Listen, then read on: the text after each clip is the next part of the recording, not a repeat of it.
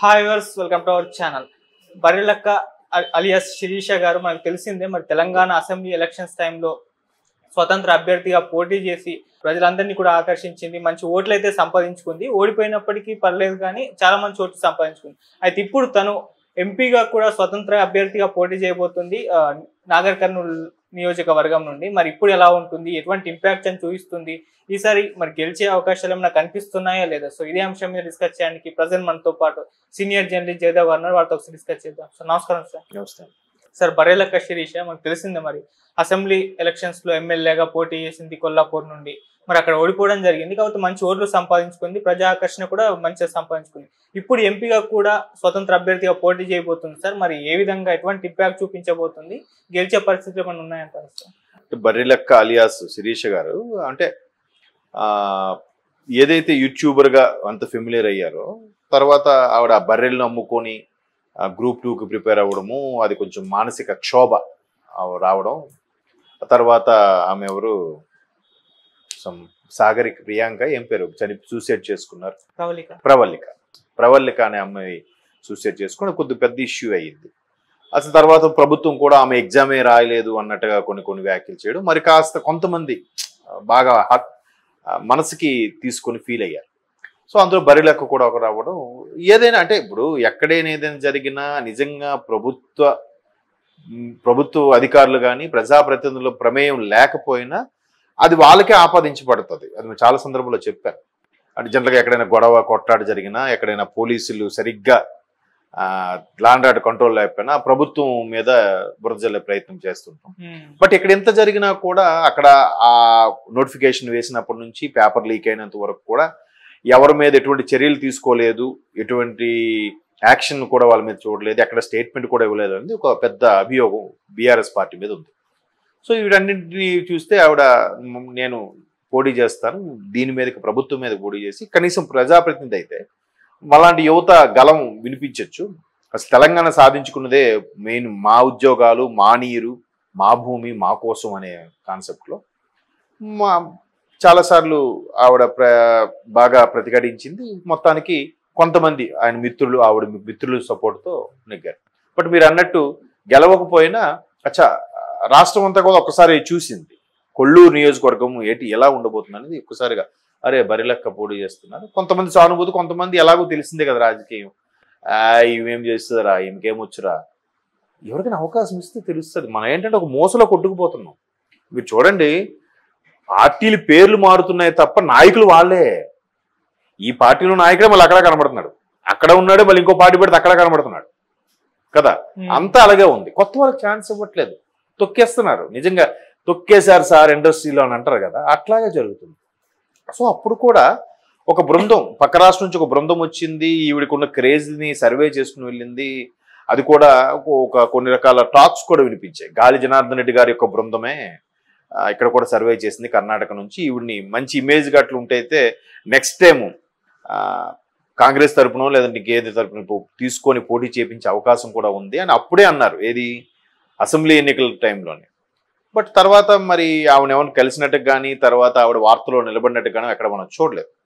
ఆవిడ నిలబడినప్పుడు రకరకాల బురజల ప్రయత్నం చేశారు. ఆవిడకి పెళ్ళి అయిందని, తర్వాత భర్త వదిలేశాడని, లేదా తండ్రి ఉన్నాడని, తండ్రి లేక రకరకాలుగా ఆవిడికి అసలు పోటీ చేయడానికి ఏం బ్యాక్గ్రౌండ్ ఏంటి, ఆమెకి అంత ఆస్తి ఏంటి, ఏదో ఒక ప్రజాప్రతినిధి ఒక పార్టీ వాడు ఎన్నో కోట్లు వేసాడని, 10 కోట్లు వేసాడని, ఆవిడ బాబు నా అకౌంట్లో 60,000 50,000కి మించి ఏం లేదు, అది కూడా మీలాంటి మిత్రులు వేసిందే ఉంది అని కూడా ఆవిడ చెప్పడం. రకరకాల అంటే ఇప్పుడు ఆవిడ అసలు పోటీయే కాదు అనుకున్నప్పుడు ఆవిడ మీద ఆ చిన్న ప్రాణి మీద ఎందుకు అంత బురద జల్లే ప్రయత్నం? బట్ ఆమె కసిగా తీసుకొని మళ్ళీ ఇప్పుడు పోటీ చేస్తుంది.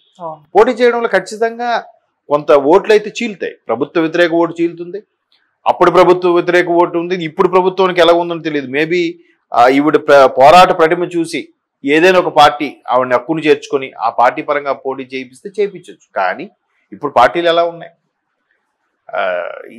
ఆ నియోజకవర్గం నీకు కావాలా, ఎంత ఇస్తావు, పార్టీ ఫండ్ ఎంత ఇస్తావు, నువ్వెంత ఖర్చు పెడతావు, ఇట్లాగా ఉంది పరిస్థితి.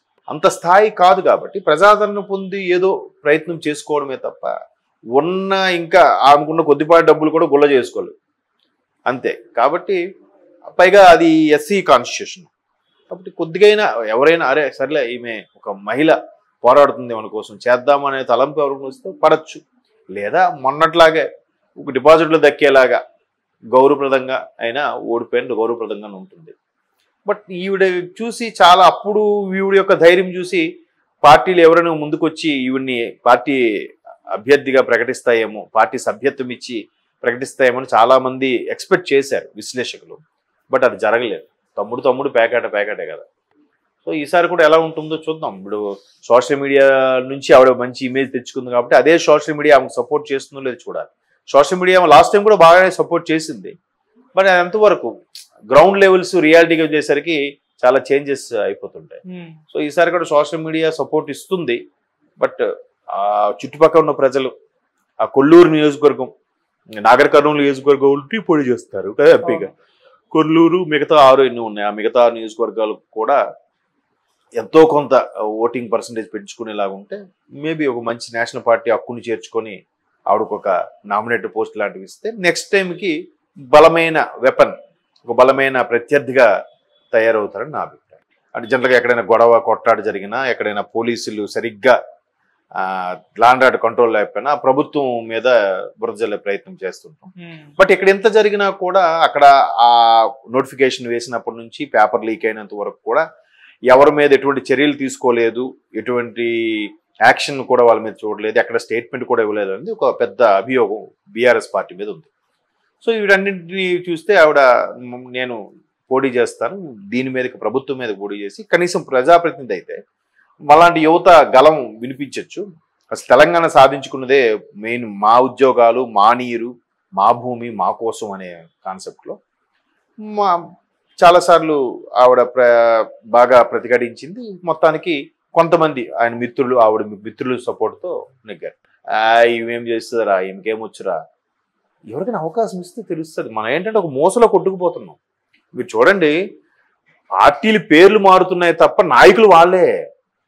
ఈ పార్టీలో నాయకుడే మళ్ళీ అక్కడ కనబడుతున్నాడు, అక్కడ ఉన్నాడు, మళ్ళీ ఇంకో పార్టీ పెడితే అక్కడ కనబడుతున్నాడు కదా. అంతా అలాగే ఉంది. కొత్త వాళ్ళకి ఛాన్స్ ఇవ్వట్లేదు, తొక్కేస్తున్నారు. నిజంగా తొక్కేశారు సార్ ఇండస్ట్రీలో అని అంటారు కదా, అట్లాగే జరుగుతుంది. సో అప్పుడు కూడా ఒక బృందం పక్క రాష్ట్రం నుంచి ఒక బృందం వచ్చింది, ఈవిడికి ఉన్న క్రేజ్ని సర్వే చేసుకుని వెళ్ళింది. అది కూడా కొన్ని రకాల టాక్స్ కూడా వినిపించాయి. గాలి జనార్దన్ రెడ్డి గారి యొక్క బృందమే ఇక్కడ కూడా సర్వే చేసింది కర్ణాటక నుంచి. ఈవిడిని మంచి ఇమేజ్ గట్లు ఉంటైతే నెక్స్ట్ టైం కాంగ్రెస్ తరపునో లేదంటే ఇంకేది తరపున తీసుకొని పోటీ చేయించే అవకాశం కూడా ఉంది అని అప్పుడే అన్నారు, ఏది అసెంబ్లీ ఎన్నికల టైంలోనే. బట్ తర్వాత మరి ఆవిడ ఎవరిని కలిసినట్టుగా కానీ, తర్వాత ఆవిడ వార్తలో నిలబడినట్టు కానీ ఎక్కడ మనం చూడలేదు.